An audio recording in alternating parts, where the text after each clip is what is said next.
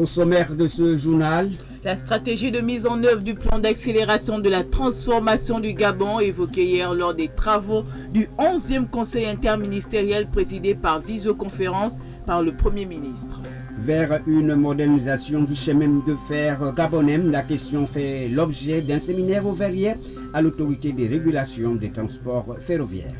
Après un dernier hommage qui lui sera rendu demain à la foire de Port-Gentil par les collègues, amis et connaissances, Maître Fabien Méré, décédé en France, sera inhumé ce samedi à 11h dans la stricte intimité familiale. Enfin, présidentielle congolaise du 21 mars prochain, le coup d'envoi de la campagne électorale, c'est pour ce samedi 6 mars. 7 candidats sont en lice, dont le président sortant, Denis Sassou Nguesso. Ce sont là les grands axes d'articulation de ce journal. Les détails dans un instant. Le saviez-vous? Il existe des gestes simples à connaître pour empêcher la propagation du coronavirus. On les appelle les gestes barrières. Quels sont-ils? Se laver fréquemment les mains avec un désinfectant à base d'alcool ou de l'eau et du savon. En cas de toux et d'éternuement, couvrez la bouche et le nez avec le coude fléchi ou un mouchoir. Jetez immédiatement le mouchoir et lavez-vous les mains. Évitez tout contact étroit avec une personne ayant de la fièvre et de la toux. Saluez sans se serrer la main. Évitez les embrassades. Nettoyez les objets et les surfaces souillées. Si vous présentez des symptômes de la grippe, fièvre, toux, éternuement, difficulté à respirer, ne vous rendez pas dans une structure sanitaire ou chez votre médecin traitant. Appelez le 1410.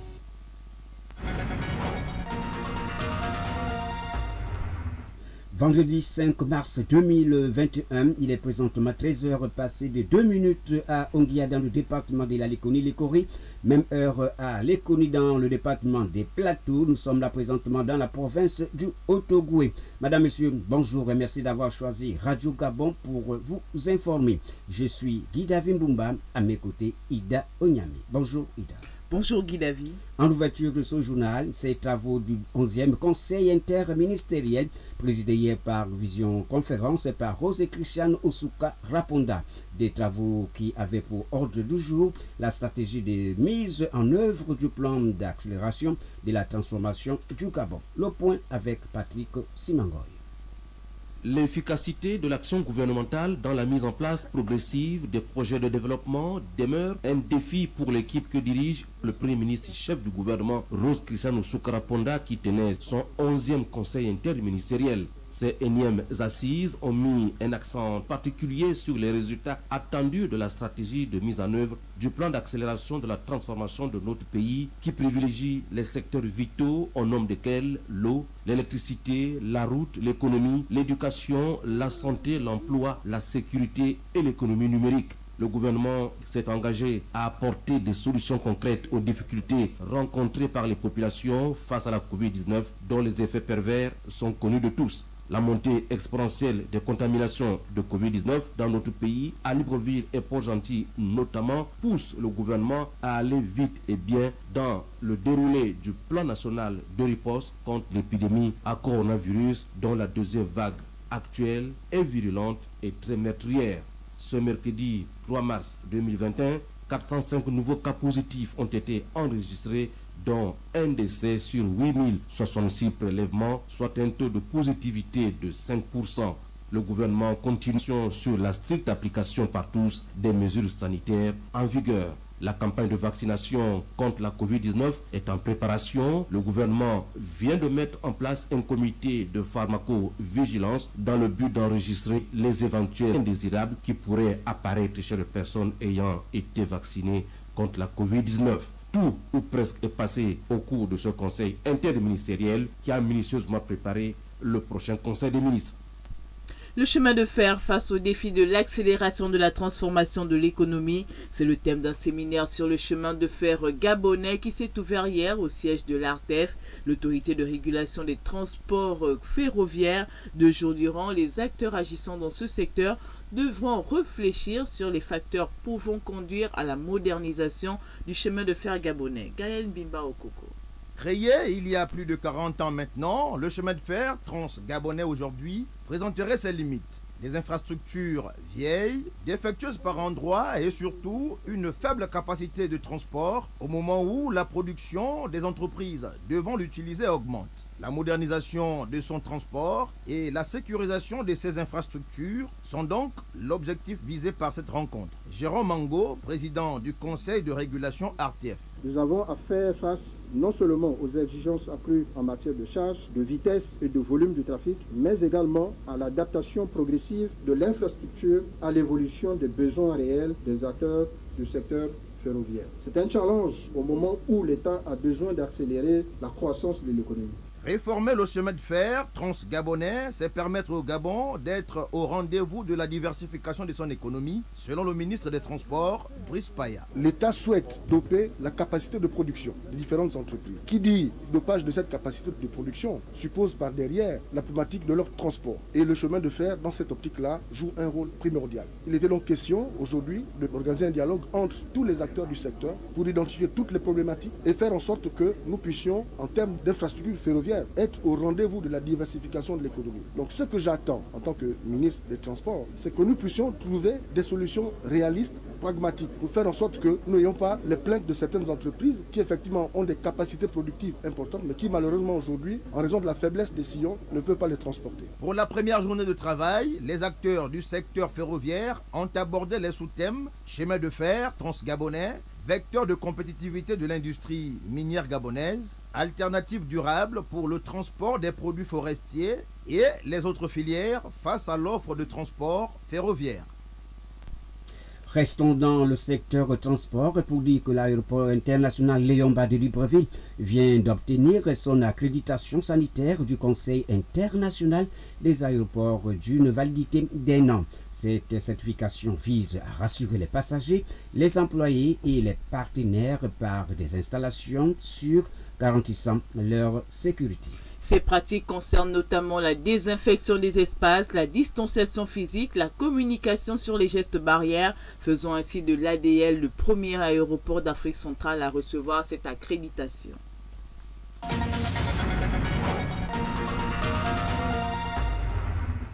Poursuite de la série de visites des ministres de la Défense et de l'Intérieur, Lambert Noël Mata et Michael Moussa Adamo étaient dans la province de Logo-Ivindo.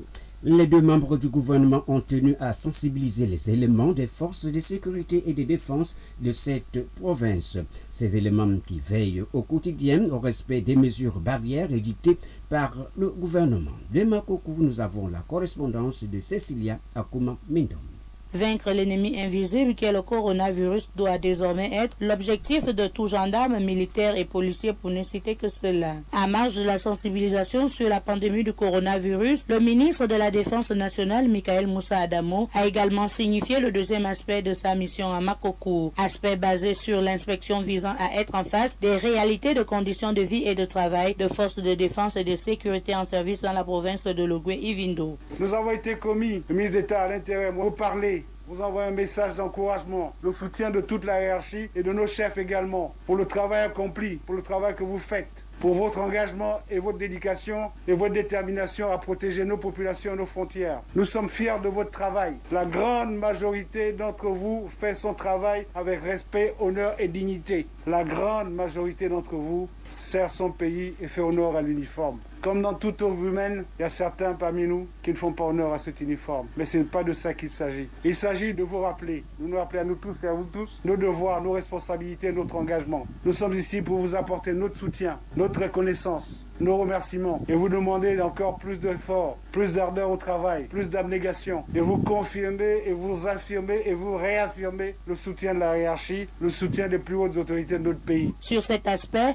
le patron de la Défense nationale a promis de ménager aucun effort pour voir dans quelles conditions les améliorer. Rappelons que la mobilisation des forces de sécurité et de défense en service dans la province de Logoué-Ivindo autour des membres du gouvernement a une fois de plus démontré le sens élevé de l'accueil des responsables administratifs et politiques d'une part et d'autre part l'implication des responsables de forces de sécurité et de défense. De Makoko, Cecilia Kouma Mendom pour Radio Gabon, la référence. Après la province de Logo-Ivindo, les deux membres du gouvernement se sont rendus dans le Wellington, province frontalière avec le Cameroun et la Guinée équatoriale. Là-bas, le même message a été donné aux agents des forces de sécurité et de défense en cette période de lutte contre la Covid-19. Firmé et les bien mesures pour le point. Aussitôt arrivés et accueillis à leur descente d'avion par le gouverneur de la province du Woulentem, Jules Djeki, honneur militaire et revue des troupes. Place aux allocutions circonstancielles, d'abord celle du ministre de la Défense nationale, dans ses propos le soutien moral des agents sur le terrain et le rappel des notions du serment pour servir et protégé. Pour le ministre d'État en charge de l'Intérieur, à qui incombe la responsabilité de transmettre le fondement de cette mission des plus hautes autorités face aux hommes et femmes sous le drapeau, une mise en garde formelle a été indiquée contre les contradicteurs des mesures barrières en matière de lutte et de riposte contre la deuxième vague de cette crise sanitaire avant que de les instruire sur les notions de discipline et le respect de la considération humaine. Depuis le mois de mars 2020, aux missions traditionnelles, régaliennes, qui sont les vôtres, celle de la défense et la protection du territoire national, celle de la protection des personnes et des biens, celle du maintien d'ordre ou établissement d'ordre. À ces missions se sont ajoutées celles liées à l'application des mesures de lutte, de prévention et de riposte face à la Covid-19. Ces mesures ont fait de vous que vous vous retrouvez en première ligne pour les faire respecter par l'ensemble des populations gabonaises et des communautés étrangères vivant sur le territoire national. En l'occurrence, le confinement des provinces, le couvre-feu et les autres mesures édictées par le gouvernement, à savoir les mesures barrières, le port obligatoire du masque, le lavage des mains, l'observation et la distanciation physique. Au terme d'un copieux repas de corps, l'étape du Bitam, au nord, à Meyoukié précisément, zone des trois frontières Gabon, Guinée équatoriale, Cameroun, a constitué la boucle de ce bref séjour en ligne d'OIM pour Radio Gabon, la référence, Firmin et les Blancs-Mesures. Lambert Noël Mata, le ministre d'État, ministre de l'Intérieur, a au cours de cette tournée tenu à féliciter les forces de sécurité et de défense pour le travail abattu depuis un an. Nous l'écoutons. Notre message est donc un message d'encouragement. Le travail harassant, lassant, vous accomplissez chaque jour. La hiérarchie, vos tutelles respectives s'emploient à ce que vous soyez dotés de moyens conséquents pour améliorer vos conditions de travail et vos conditions de vie. Nous exhortons donc à toujours demeurer dans le droit fil, celui de l'application de ces mesures, faire en sorte que notre pays, dont la tendance haussière est alarmante, puisse connaître une baisse. Et pour que cette baisse soit effective, il faut que chacun d'entre nous continue au sein de sa famille, au sein de son unité, à véhiculer ce message de sensibilisation, les dangers que nous courons, les dangers que court notre population. Se protéger soi-même, c'est protéger autrui. Nous allons d'ici, mon collègue et moi, aller également échanger avec vos collègues qui sont à la frontière, pour leur traduire le même message. Et sensibiliser également sur ce qu'il a dénoncé ici, sur les trafics qui passent par cette voie. Je ne voudrais pas terminer ce propos avec cette image qui ternit le travail que vous faites. Courage, courage, en servant sur les drapeaux, vous avez fait le choix d'un métier noble.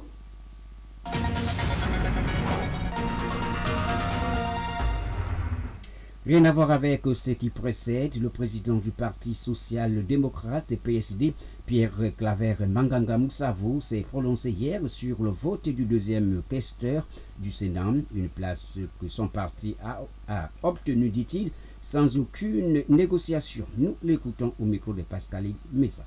Toutes les formations politiques présentes au sein de l'Assemblée nationale ou du Sénat doivent par la loi être représentés au sein du bureau.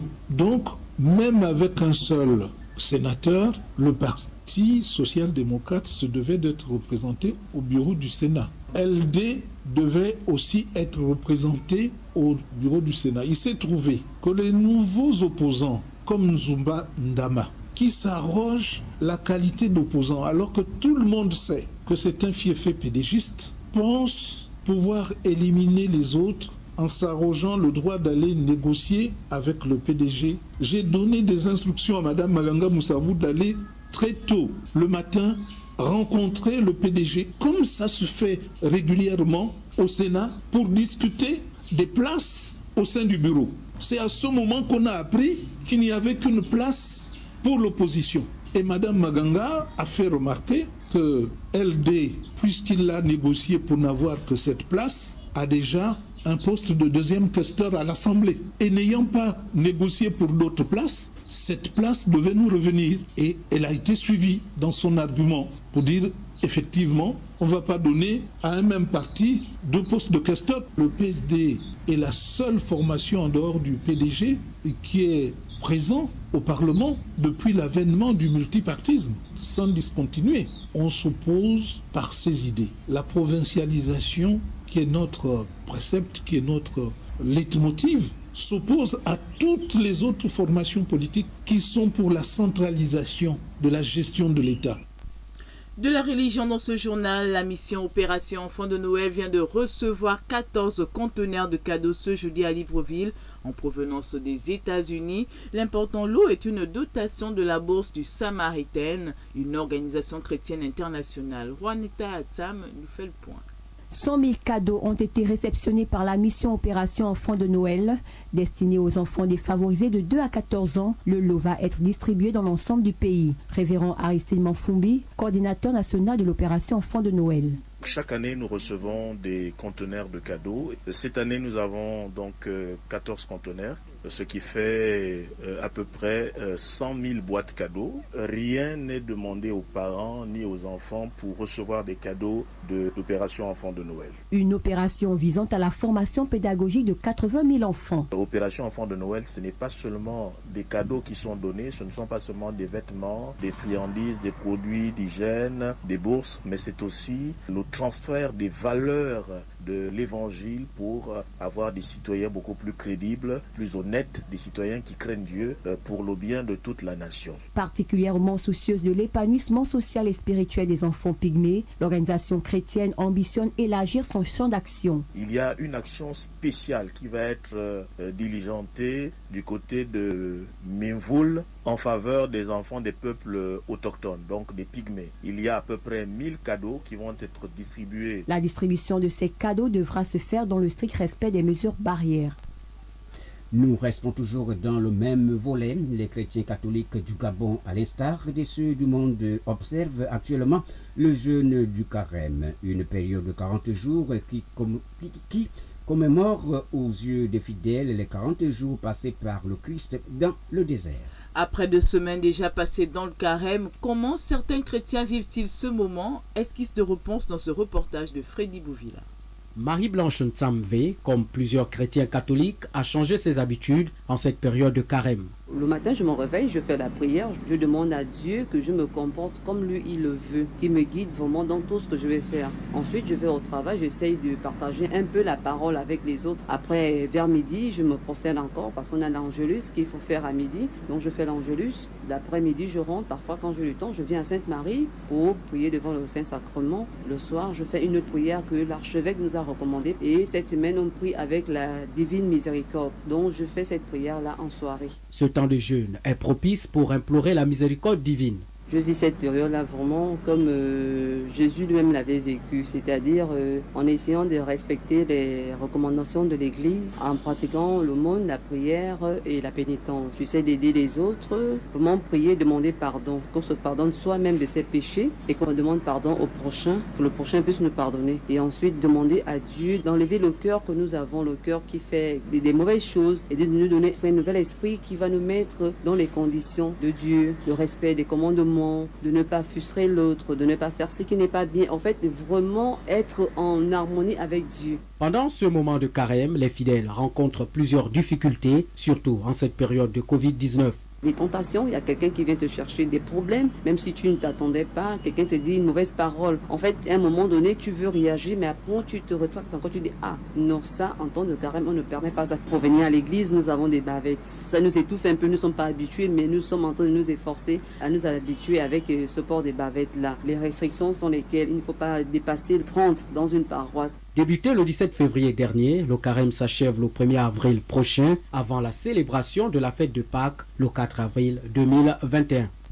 Une note triste dans ce journal, la dépouille de maître Fabien Méré a été transférée ce matin à Port-Gentil où il recevra demain à la foire les derniers hommages des collègues, amis et connaissances avant son inhumation à 11h dans la stricte intimité familiale. Hier, il a reçu des hommages à la maison de l'avocat assise au palais de justice par l'ordre des avocats dans le strict respect des mesures restrictives liées à la Covid-19. Était présent pour le compte de Radio Gabon, Lauriane Misa. La mort n'est la propriété de personne. Maître Fabien Méret, décédé le 27 janvier 2021 à Paris en France, vient de recevoir un hommage mérité de ses collègues du Gabon. Parmi les réactions à chaud, Maître Bertrand Oma Moussavou, avocat au barreau. Fabien Méret était une personnalité plurielle, à telle enseigne que évoquer ne serait-ce que son parcours professionnel ne relève pas d'un panneau d'un pont aux âmes. Mais la pierre philosophale de son talent oratoire gagnait en majesté quand il entrecoupait ses plaidoiries de menus silences sépulcraux, suspendant quasiment le temps. Tour à tour, dans le strict respect des mesures barrières et habillés en toge, l'ensemble des avocats défilent devant la dépouille de leurs défunts collègues. Pour le bâtonnier, Maître Lubin Otutumu, Fabien Méret était un fils du pays. Le barreau vient de perdre un de ses brillants membres. Les souvenirs sont innombrables. Fabien était un plaideur, c'était un recteur, c'était un brillant avocat. Donc je garde de lui un souvenir, nous sommes attristés. Pas besoin de longs discours, une petite phrase authentique suffit pour exprimer sa reconnaissance, le fils du défunt. Il avait coutume de dire qu'on reconnaît un avocat à l'usure de sa robe. Et c'est selon ce principe qu'il a conservé sa première robe. Et nous la recevons aujourd'hui comme un symbole de persévérance et un témoignage de l'œuvre qu'il a accomplie. C'est en souvenir de cette œuvre que l'Ordre des avocats, ses pairs, a permis qu'il lui soit tout de même rendu un hommage aujourd'hui. Nous, ses enfants et sa famille, leur en sommes reconnaissants. Ancien ministre de la République, avocat au barreau du Gabon, Fabien Méret s'éteint à l'âge de 62 ans. Sous les acclamations de ses collègues, la dépouille a quitté la maison de l'avocat pour le domicile familial. Il sera inhumé le samedi 6 mars 2021 au cimetière Lazaret de Port-Gentil, sa ville natale. Sans transition, nous voici à l'actualité internationale et c'est l'affaire de Roland de Sylvanie Andem. Bonjour Roland. Bonjour Guy Davin Bumba. Allons au Congo-Brazzaville pour le début de cette actualité. C'est demain samedi que débute la campagne des élections présidentielles du 21 mars prochain. 7 candidats sont en liste, dont le président sortant, Denis Sassou Nguesso. C'était au cours de la conférence de presse qui a duré plus d'une heure qu'Henri Bouka, président de la CNI, a indiqué que la commission prend des dispositions pour distribuer tour à tour des différentes cartes d'électeurs dans les délais. Il a effectué cela au terme de la toute récente révision des listes électorales au prochain scrutin, devant concerner plus de 45 millions d'électeurs qui devraient tenter de prendre 5700 bureaux. Et puis, au Burkina Faso, le mouvement patriotique pour le salut rejoint la majorité au nom de la réconciliation nationale. Le mouvement politique pour le salut, MPS, qui avait investi l'ex-vice-président et premier ministre de la transition, Yacouba Isaac Zida, rejoint la majorité présidentielle. Dans une déclaration rendue publique de son président, Augustin Loada, il affirme que c'est au nom de la réconciliation nationale que le parti a choisi d'élaborer son contact avec le parti de la majorité qui soutient affirmativement la mise en œuvre du programme politique du président Roch-Marc Christian Kaboré. Pour terminer, Roland, c'est aujourd'hui que débute la campagne de vaccination contre la COVID-19 au Nigeria. Les doses de vaccins du programme COVAX sont arrivées depuis le 2 mars dernier dans ce pays. Ce sont les personnels de santé d'un hôpital public d'Abuja qui recevront les toutes premières injections aujourd'hui avant que les plus hauts responsables de l'État se joignent tour à tour à ce vaccin. Puis, la campagne de vaccination débutera réellement d'Abimbumba dans le pays le plus peuplé de l'Afrique. Merci à vous, Roland de Sylvanie Andem, pour ces nouvelles hors de nos frontières.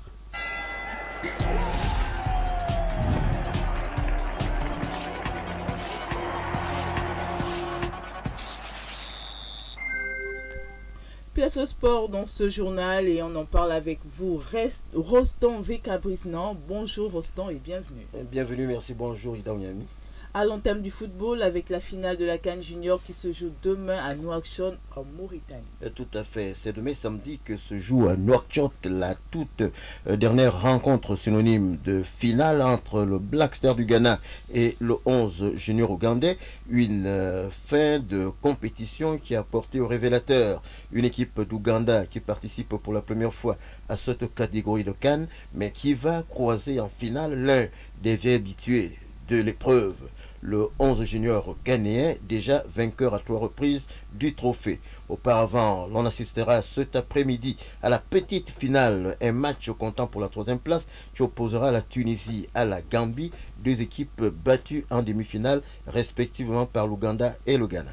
Et puis, Vika Brisnan, il y a cette affaire de recrutement de l'international gabonais Aran Boupenza, l'attaquant Atyaspor de Turquie, meilleur buteur de la Super League, fait actuellement l'objet de beaucoup de convoitises en Europe. Oui, ils sont nombreux, très nombreux aujourd'hui en Europe à se bousculer aux portes du club d'Atyaspor pour s'attacher les services du meilleur buteur du championnat de première division turque. Tout dernièrement, c'est le club stambouliote de Fenerbahçe, actuel 3e au classement de la Super League, qui vient de mettre sur la table des dirigeants d'Atyaspor, par le truchement de son président, une offre intéressante de 8,5 millions d'euros, soit 5,5 milliards de nos francs, pour recruter au mois de juin prochain l'international gabonais. Pour le moment, les dirigeants du club d'Aron Boupenza étudient la proposition de Fenerbahçe, laquelle pourrait être rejetée, tout comme l'a été celle d'un club de première division russe qui avait miroité 6,5 milliards de francs au CFA. Les dirigeants d'Atyaspor restent intransigeants sur la valeur de leur faux follet, estimé à 10 millions d'euros. Et l'on va terminer avec le noble art pour dire que le président de la Ligue de boxe de la province de Logouelolo est connu. Il s'agit de Joseph Moupana. La cérémonie d'installation et de l'élection du bureau s'est déroulée à Koulamoutou. Bertie Moulit-Alamanti pour le point. Cette cérémonie de l'élection et d'installation du nouveau bureau de la Ligue provinciale de boxe dans la province de Logouelolo s'est déroulée en présence du 2e adjoint au maire de la commune de Koulamoutou, Mathilde Madébé Maromba, et du directeur provincial des sports, Christophe Ndemba-Mouili, qui dans son mot circonstanciel a rappelé à l'assistance que ce renouvellement obéit à certaines orientations. Joseph Boupana, l'unique candidat, a été élu pour un mandat de 2 ans. Le projet de Joseph Boupana se veut clair et cohérent pour redonner les lettres de noblesse à la boxe dans la province de Logouelolo, car dira-t-il, la mise en place des sous-ligues dans les départements sera son cheval de bataille. Mon option, c'est de promouvoir le sport de la boxe dans la province de Logouelolo, dont j'ai déjà entamé mes démarches. J'ai voulu devancer mes prédécesseurs, chose qu'ils n'ont pas pu faire, parce que moi, j'ai déjà des contacts dans les départements. J'ai opté pour l'ouverture des sous-ligues dans les départements, notamment le département de la Longue-Brigdi, au Fourou Nord, le département de Mondou, d'où j'ai déjà effectué mon déplacement. J'ai été déjà reçu par le préfet de la localité, le maire et le président du conseil qui m'ont promis de donner un local pour pouvoir installer la sous-ligue. Vu l'arrivée de la pandémie, comme le disait le SIG sortant, c'est par là que les choses ont pris un peu la lenteur, mais nous attendons que les choses redémarrent. Avec une vision claire pour la boxe dans la 7e province du Gabon, le nouveau président compte sur l'aide des amoureux de la boxe pour mener à bien son programme. Depuis Koulamoutou, le compte de Radio Gabon, Bertie Moulit-Alamanti. Voilà, madame, messieurs, c'est avec cette page de sport animée par Vika Brisnan que nous refermons ce journal. Mais avant, le rappel des titres. La stratégie de mise en œuvre du plan d'accélération. La stratégie de mise en œuvre du plan d'accélération de la transformation du Gabon évoquée hier lors des travaux du 11e Conseil interministériel présidé par visioconférence par le Premier ministre. Vers une modernisation du chemin de fer gabonais, la question fait l'objet d'un séminaire ouvert hier à l'autorité des régulations des transports ferroviaires. Après un dernier hommage qui lui sera rendu demain à la foire de Port-Gentil par les collègues, amis et connaissances, Maître Fabien Méré, décédé en France, sera inhumé à 11h dans la stricte intimité familiale. Enfin, présidentielle congolaise du 21 mars prochain, le coup d'envoi de la campagne électorale, c'est pour demain, samedi 6 mars 2021. Ces candidats sont en liste, dont le président sortant, Denis Sassou Nguesso. Réalisé ce journal, Pierre-Désiré Mvelenam, la technique Flavienne Biken Obiang, à la régie d'antenne et Méran Serakoumi. Merci à vous pour votre attention. Ce journal a été confectionné par l'ensemble de la rédaction de Radio Gabon. Ida Vimbumba, c'est moi. J'étais accompagné de Ida Onyami. Donc c'est déjà excellent début de week-end à toutes et à tous.